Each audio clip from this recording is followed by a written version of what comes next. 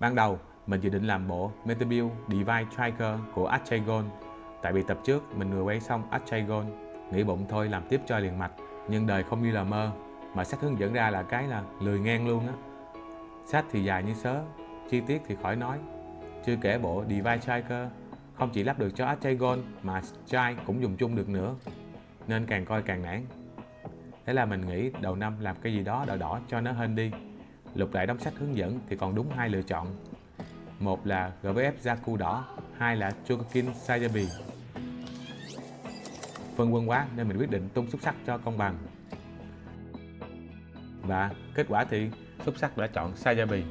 Thôi thì đã vậy, hôm nay chúng ta sẽ cùng đến với một siêu bổng hụt mang tên Chogokin Sazabi. MSN04 FF Sazabi là biến thể đặc biệt của Sazabi được giới thiệu trong Gundam Sai F. Chogokin, MP và GFF đều thuộc nhóm Fury cao cấp có kim loại. Riêng Chogokin Sazabi thì ban đầu được bán theo hình thức xổ số và mua trực tiếp tại store. Mãi tới tháng 5 2024, Bandai mới mở pre-order online. Và câu chuyện buồn ở đây là mình mua lại hàng cũ với giá 8 triệu. Chưa đầy một tuần sau thì các shop đồng loạt mở pre-order 6,5 triệu. Nghĩ tới thật là đau lòng. Phải nói hộp Sazabi rất dày và to, bên trong bố trí gọn gàng, gồm 3 khay nhựa và một hộp bút lớn để cố định thân chính. Cách sắp xếp nhìn vô là thấy quen liền, vì rất giống với cách đóng hộp của Metal Build và GFF MC. Mọi thứ được phân chia rõ ràng, vừa bảo vệ tốt, vừa tạo cảm giác mở hộp đúng kiểu Führer cao cấp. Một số phụ kiện như khiên và bay đặt trong khay sẽ che đi một phần phụ kiện bên dưới.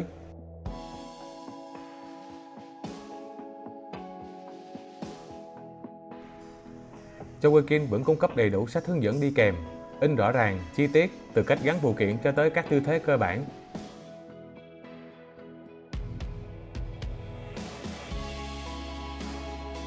Trong 3 dòng thì có lẽ em này là nặng đô nhất cho đến thời điểm hiện tại.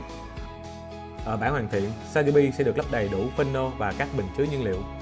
Phễu funnel được lắp bằng cách xoay nhẹ đúng khớp rồi ấn xuống. Tiếp đến đặt funnel vô phễu. Các funnel bám chắc lắm, mình chút xuống mà đa số vẫn trụ vững. Là hai em chắc còn mời, chỉ cần là mày thở nên được nhẹ thôi. Phần funnel mình cũng đã đổi lại vị trí, nhưng vẫn có hai em hơi lỏng hơn mấy em còn lại. Chắc cái này là tính năng rồi. Bình chứa nhiên liệu thì hơi khó vào, nhưng chỉ cần canh đúng vị trí rồi ấn dứt khoát là khớp vào rất chắc.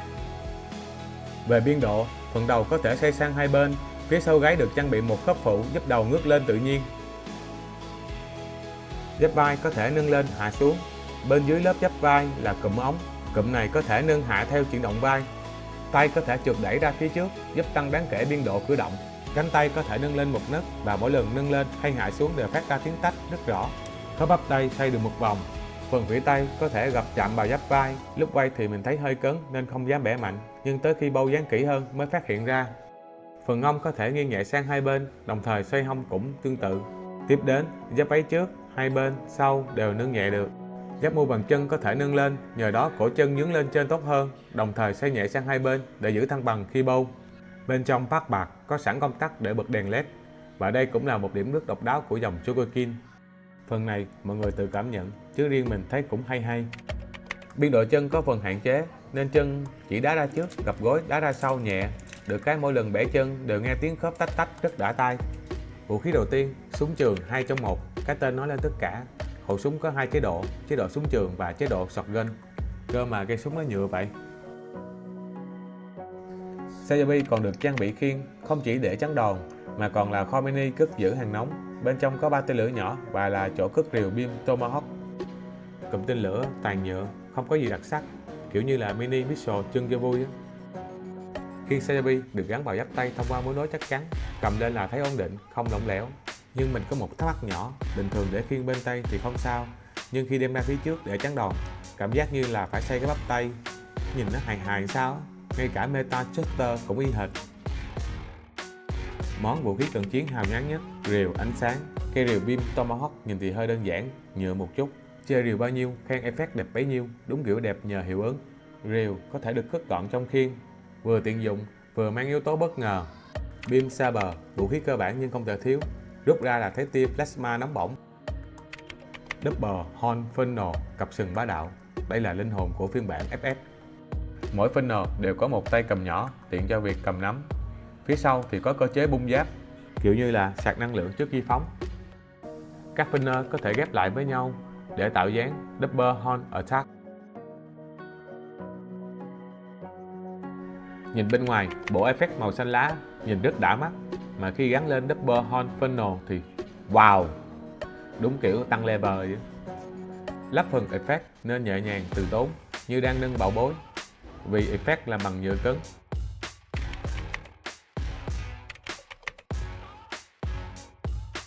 Một điểm hay, Double Funnel có thể gắn độc lập nhờ hai bệ đỡ phụ. Nếu mọi người muốn tái hiện cảnh đang bay, cứ gắn trên trụ cao, còn khi không bay thì đặt xuống đất, vẫn đẹp và chắc chắn.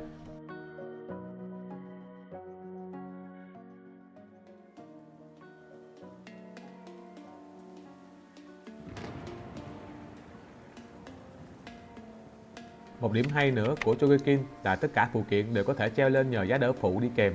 Riêng cái cặp bàn tay thì lại hơi hờn dỗi, kiểu thiết kế cho vui, mày không treo được thì Cái mày. nhưng ở bản Nu FF thì mọi thứ đâu ra đó, không hờn dỗi như Chogokin Sazabi.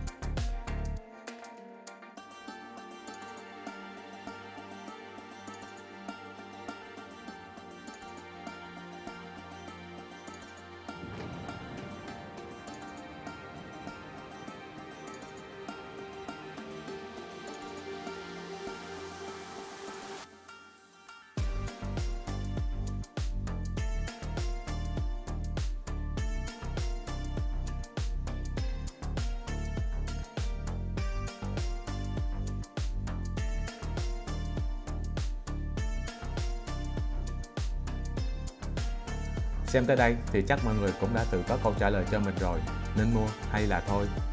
Mình xin có một chút chia sẻ như sau. Bạn là người thích Gundam có đèn led thì Chogokin đáp ứng luôn. Model I có led nhìn khá đã, chỉ có một lưu ý nhỏ là thỉnh thoảng nhớ kiểm tra pin. Pin mà chảy nước là coi như bye bye bo mạch. Còn ai hay quên thì tốt nhất tháo pin ra, luôn cho lành. Khen thật là phần bàn chân của em này làm rất tốt, đặt xuống là đứng rất vững. Dù có vác cặp Double Horn Funnel sau lưng hay gắn Funnel lên tay thì Sazabi vẫn đứng trụ trong mọi hoàn cảnh, không cần chống đỡ. Biên độ cử động thì đúng là khá hạn chế, nhưng nói thật là đâu phải ai cũng có thời gian ngồi một vạch bâu dán hoài. Với mình, chỉ cần cho em nó đứng hai chân dang rộng, mũi chân chết chữ V là đủ ngầu rồi. Thêm một điểm nữa nè, thì Sazabi nếu mà để trong tủ kính thì nổi bật hơn hẳn so với các con Gundam khác. Muốn vượt qua em nó chắc phải bấm kèn xin đường. Về giá hiện tại thì khá mềm so với giá lúc mới ra. Đơn cử như mình đây, mua giá cũ cao ngất. Dù mang gan Chogokin nhưng một số chi tiết như súng, phát phạt, khiên, thậm chí cả khung xương nhìn vào vẫn có cảm giác hơi nhựa, kiểu như hãng làm nhanh cho kịp tiến độ. Phần bay thì mình cũng luôn. Hãng bay nguyên si bộ bay của Nu Gundam sang cho Sazabi, mà đã copy rồi thì làm ơn cải tiến chút. Đằng này Sazabi đặt vô lại không có chỗ đứng cho đàng hoàng. Chưa kể các giá đỡ phụ lại không tương thích tốt với các cặp bàn tay. Về màu sắc thì mình không dám nhận là có gu thẩm mỹ cao, nhưng cá nhân mình thấy thì ổn, không tới mức tệ. Nhìn tổng thể thì vẫn to, vẫn bự, vẫn ngầu. Đặc biệt là nổi bật nhất vẫn là Double Horn Funnel kèm mấy cái effect xanh lá. Một chi tiết mới vui nè, bàn tay của Nu thì lại có thể cầm được quả cầu đỏ trong bộ Sazabi. Ý hãng nhắc khéo, đã mua xa rồi thì kiểu gì cũng phải mua thêm Nu. Một pha móc quý hợp lệ đến từ hãng. Chogokin Sazabi có đẹp không? Mình trả lời có. Có chơi vui không? Có. Nhưng có hoàn hảo không thì chắc chắn là chưa. Còn mua hay không thì đó là câu trả lời của các bạn. Nếu thấy video này hữu ích thì mọi người cho mình một like để ủng hộ tinh thần làm review nhé. Có ý kiến gì về Chogokin Sazabi, thích hay chưa thích, mua rồi hay đang phân vân, cứ để lại comment bên dưới, mình với mọi người cùng bàn cho vui. Đừng quên subscribe kênh để không bỏ lỡ những clip review Gundam tiếp theo. Biết đâu sắp tới mình lại làm Nu FF kỳ phùng địch thủ của Sazabi. Bye bye, xin chào mọi người.